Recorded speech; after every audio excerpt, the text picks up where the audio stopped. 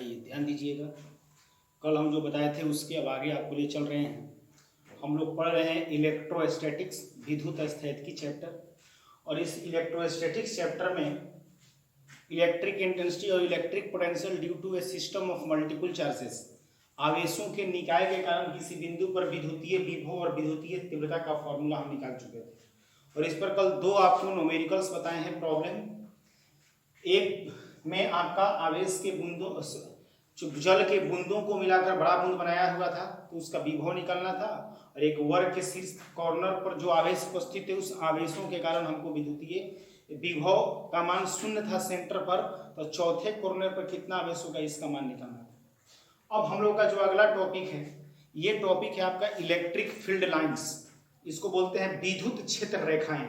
और जो ये इलेक्ट्रिक फील्ड लाइंस है ये भी बहुत इंपॉर्टेंट है, इससे आपका ऑब्जेक्टिव सवाल भी आता है और शॉर्ट में भी 2 नंबर का सवाल आता है, इसलिए ध्यान से इसको देखिएगा। इलेक्ट्रिक फील्ड लाइंस क्या है उसके बारे में आपको हम बता रहे हैं। यहाँ कह रहा है इलेक्ट्रिक फील्ड लाइंस क्या है, ऊपर जो लिखे हैं एक बार आपको पढ़ देते हैं।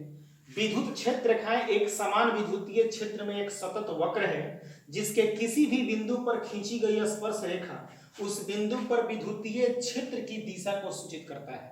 यानी कि electric field lines is a continuous curve in uniform electric field when tangent draw at any point gives the direction of electric intensity at that point. विद्युत क्षेत्र रेखाएं कोई भी विद्युतीय क्षेत्र में एक सतत मतलब लगातार वक्र रेखा है, उस वक्र रेखा के किसी भी बिंदु पर हमको अगर विद्युतीय क्षेत्र की दिशा निकालनी होगी उस बिंदु पर हम टेंजेंट स्पर्श रेखा खींचेंगे और वह स्पर्श रेखा ही उस बिंदु पर विद्युतीय क्षेत्र की दिशा को सूचित करेगा। ये क्या है इसके बारे में डिटेल्स तो हम बाद में देखेंगे, लेकिन अभी यहाँ एक फिगर हम बनाए हुए हैं। क्योंकि वक्र रेखा सीधी रेखा पर कभी नहीं खींची जा सकती है, टेंजेंट स्पर्श रेखा सीधी रेखा पर कभी नहीं खींची जा सकती है। स्पर्श रेखा कभी भी खींची जाएगी तो वक्र रेखा पर ही खींची जाएगी। इसलिए यहाँ विद्युतीय क्षेत्र का दिशा निकालना हो या यहाँ विद्युतीय क्षेत्र का दिशा निकालना हो, जिस बिंदु पर कहे उस बिंदु पर सिर्फ आप टेंजेंट ड्रॉ कर दीजिए, वो स्पर्श रेखा उस बिंदु पर विद्युतीय क्षेत्र की दिशा को क्या करेगा, सूचित करेगा। ये कैसे होता है आगे हम बताएंगे, आगे जो पढ़ा रहे हैं इसमें। अब करेंगे विद्युत क्षेत्र रेखा, या ये भी कहता है कि पॉजिटिव चार्ज धनात्मक आवेश जिस पथ का अनुसरण करता है उस पथ को ही विद्युत क्षेत्र रेखाएं कहा जाता है। यानी कि कोई भी धनात्मक आवेश पॉजिटिव चार्ज को आप छोड़ दीजिए और वो पॉजिटिव चार्ज जिस रास्ता का अनुसरण करेगा, जिस रास्ता से गुजरेगा उसी को, या जिस दिशा की ओर बल लगाएगा उसी को हम लोग विद्युत क्षेत्र रेखाएं कहते हैं। ध्यान दीजिएगा, यहाँ पे बता रहे हैं। नीचे कह रहे हैं कि विद्युत क्षेत्र रेखाओं के गुण क्या है, property of electric field lines. कह रहे हैं कि विद्युत क्षेत्र रेखाएं धन आवेश से शुरू होती है, अर्थात धन आवेश से बाहर निकलती है और ऋण आवेश में आकर समाप्त हो जाती है। यानी कि ऋण आवेश में कहां जाते हैं, अंदर जाती है। यहां ध्यान देंगे आपका ये पॉजिटिव चार्ज है प्लस, तो विद्युत क्षेत्र रेखाएं अभी आपको बताए हैं कि कोई भी आवेश कहीं उपस्थित रहता है तो वो आवेश अपने चारों तरफ एक फील्ड का निर्माण करता है, जिस फील्ड को हम लोग बोलते हैं विद्युतीय इलेक्ट्रिक फील्ड। एक क्षेत्र का निर्माण करता है जिसको बोलते हैं विद्युतीय क्षेत्र।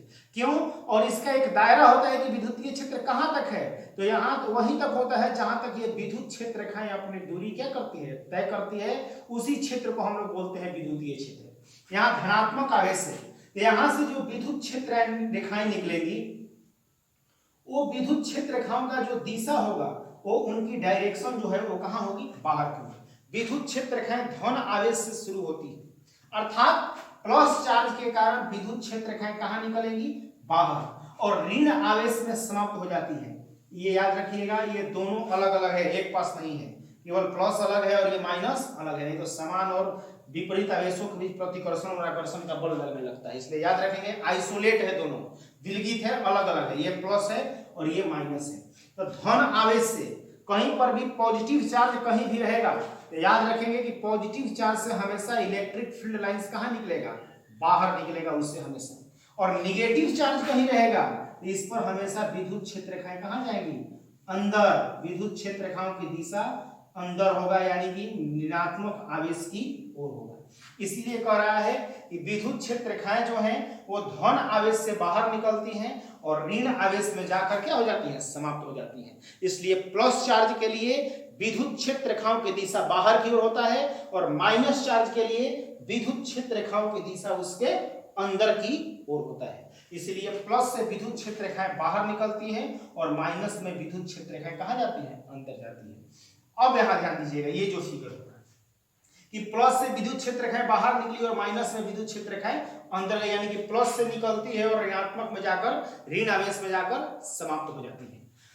अब कह रहा है कि विद्युत क्षेत्र रेखाएं एक सतत वक्र है, या हम आपको बताएं हैं कि इसके अलावा हम ये भी कह सकते हैं कि धनात्मक आवेश जिस पथ का अनुसरण करता है, जिस रास्ता से पकड़कर अपनी गति को प्रारंभ करता है, एक जगह से दूसरी जगह जाता है, उसी पथ को विद्युत क्षेत्र रेखाएं कहा जाता है। जैसे मान लीजिए ये धनात्मक आवेश है, अगर हम किसी दूसरे पॉजिटिव चार्ज को मान लीजिए हम यहां ला दिए, तो ये दूसरे धनात्मक आवेश को ये आवेश क्या करेगा, प्रतिकर्षित करेगा, क्योंकि समान आवेश है, ये भी प्लस है और ये भी प्लस है।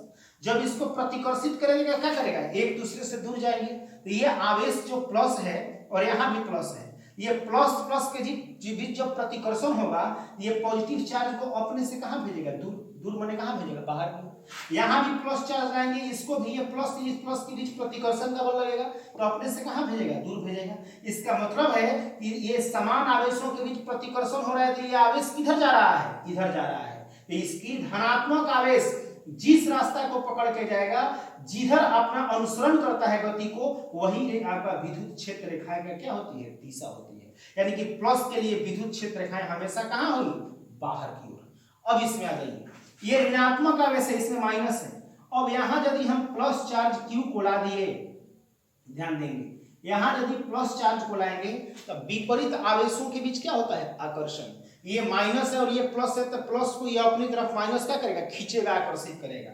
जब ये पॉजिटिव चार्ज क्यू को जब ये माइनस अपनी ओर आकर्षित करेगा, तो ये प्लस कहां जाएगा, इधर जाएगा, इसका दिशा इधर होगा, यानी कि ये कहां है, अंदर की। ये माइनस चार्ज है, यहाँ प्लस चार्ज क्यू को लाएंगे तो प्लस और माइनस विपरीत आवेशों के बीच क्या होता है, आकर्षण। ये प्लस को अपनी ओर क्या करेगा, खींचेगा, तो ये प्लस की दिशा किधर गति की होगी, अंदर की ओर। इसीलिए बोल रहे हैं, हम देख रहे हैं कि माइनस में ये प्लस कहां जा रहा है, अंदर।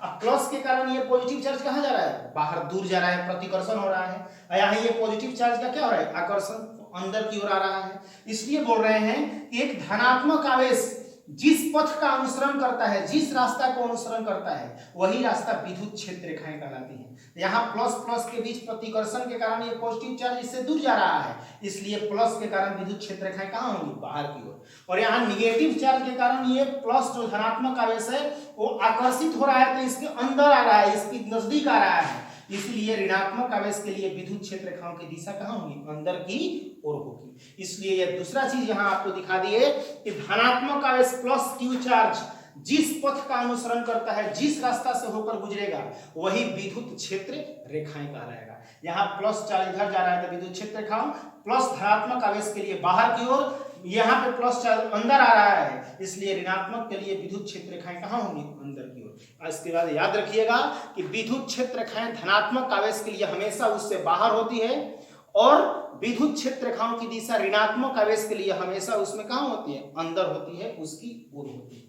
इसके बाद फिर हम अगला इसमें अब ध्यान दें, गुण नंबर 1। अब गुण नंबर 2, गुण नंबर 2 कहता है कि विद्युत क्षेत्र रेखाएं कभी भी एक दूसरे को काटती नहीं है।